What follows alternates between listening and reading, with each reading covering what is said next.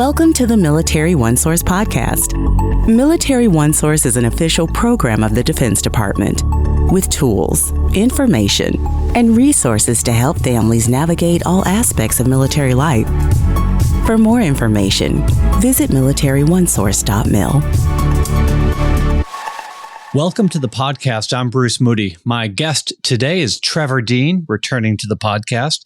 Trevor is a program analyst with the Defense Department's Casualty, Mortuary Affairs, and Military Funeral Honors program. Trevor, welcome back.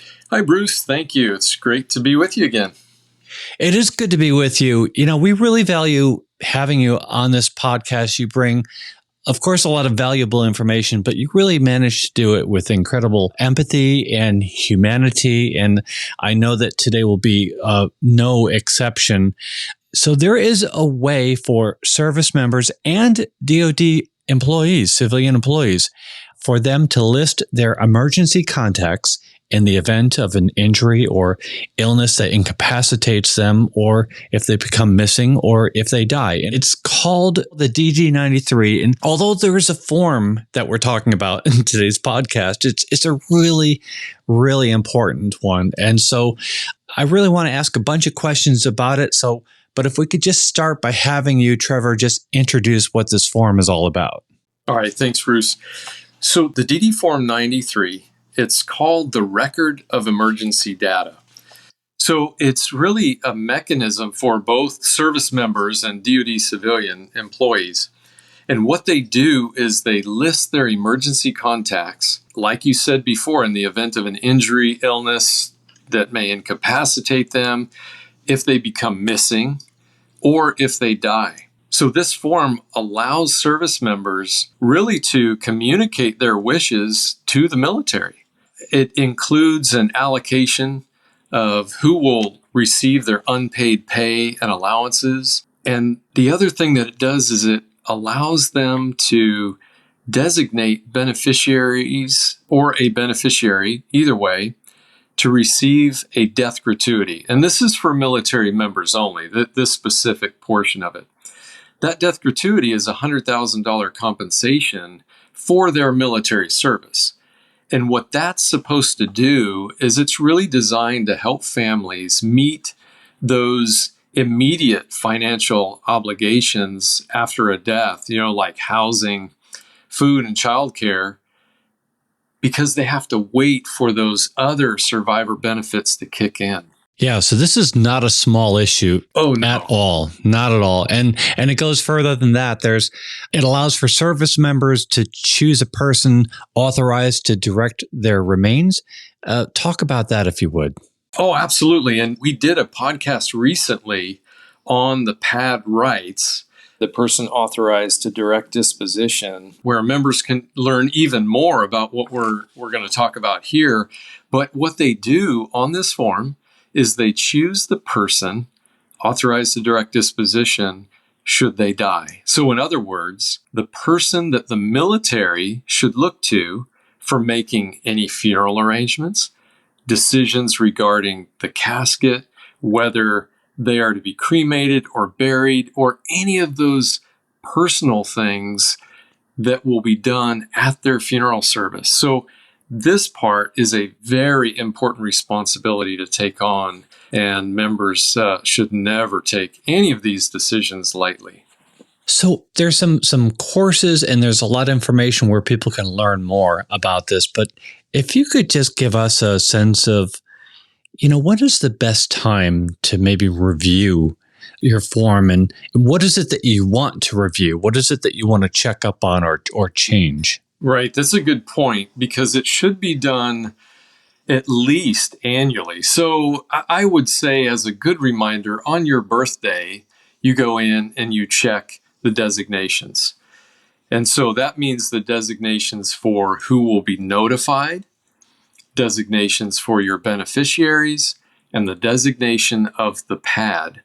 And so you do that at least annually, and then there are other times in life, and we can talk about that, with real world examples and all, but when anything important happens in your life, if things change within your family, with your parents, with your spouse, with anyone else on there that might be one of those designated. And you need to go in, make sure it's all current. If any of them have moved, got new phone numbers, things like that, they need to update it so the military has the most up-to-date information so that we can do those things that we need to do on your behalf in a very timely and dignified fashion that takes care of your family, really. Yeah. I will take you up on that and ask for some examples. Oh, certainly. All right. A service member has designated their spouse. Okay, so they go in, they designate their spouse, there's the address and the phone number, and they are also designated to receive the death gratuity. So there's a couple things on there. Notification is one of them, receiving the death gratuity. But then in the meantime, things don't go so well. The member gets divorced and then remarries.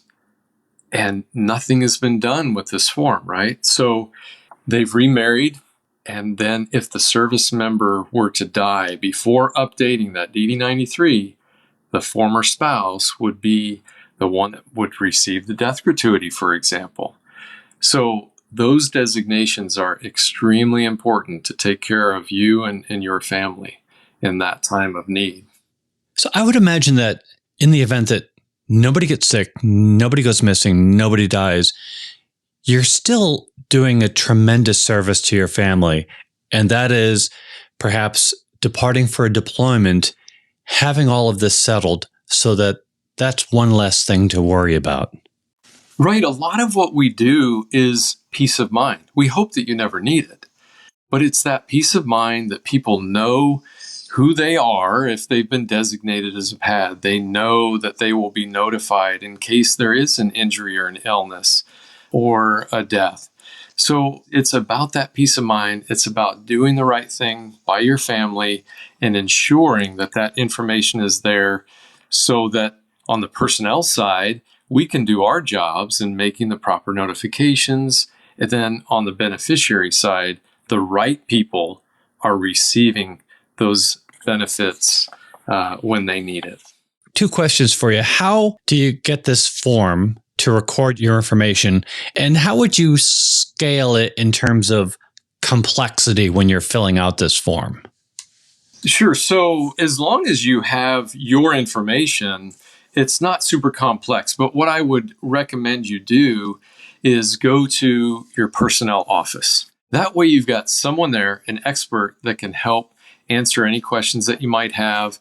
You can fill out the form there at the personnel office, and then they can act as your witness and sign off on it. And then you're done for the year, unless something happens in your family throughout that year and you need to update it. Then you just go back to the personnel office and reaccomplish it. So it's best to have all the information with you ahead of time. Makes it very easy, very simple to fill out. So we're talking about this really important form, the DD-93, for people who want an additional source of instruction. We have a learning course, a mid-life learning course. Talk to us about that and what people can expect from this course. In the mid-life learning course, it's called Completing the DD-93. It will walk you through each of those elements and what parts you're responsible for, what you need to fill in, and what it means. So it really is a good course to help you understand what it is and what you're doing. And service members need to let their family members know that they've been designated, this is what it's for, and why they've made those choices. So it's really a good course. It doesn't take long to complete it. It's on Mil-Life Learning, and I highly recommend it for service members, DoD civilians, family members, so they can understand what it is. Okay, excellent. We'll get a link in the program notes to the Mil-Life Learning course. Just a couple of questions more about this form. Is it better to complete this form online or to do it in person? It can be completed online, and depending on what service you're in, there are different platforms, different applications that you can do that on. But going to your personnel center is probably the best way to do it because, like I said, you've got somebody there that can help explain it, help walk you through it, and then witness the sign off on it. Excellent. This is really important information. And as you said, a lot of it, what we're doing here is we're giving a service member and the family real peace of mind. Any final words as we wrap up on this topic?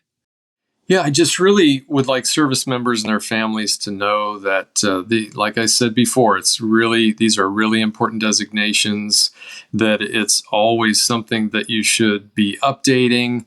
And like you said before, deployments, of course, on your birthday, any life events. So it's just really that protection of your family to make sure that the right people are listed and the right people will be contacted and the right people will receive those benefits as beneficiaries. Excellent. So that is the DD Form 93. In the program notes, we've got the link to the Mil Life Learning course and a couple of other links where people can read more about this important form that we hope that they'll keep up to date.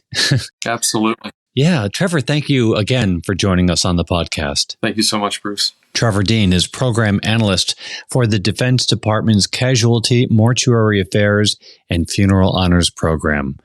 Want to remind you that Military OneSource is an official resource of the Defense Department, and we want to hear from you.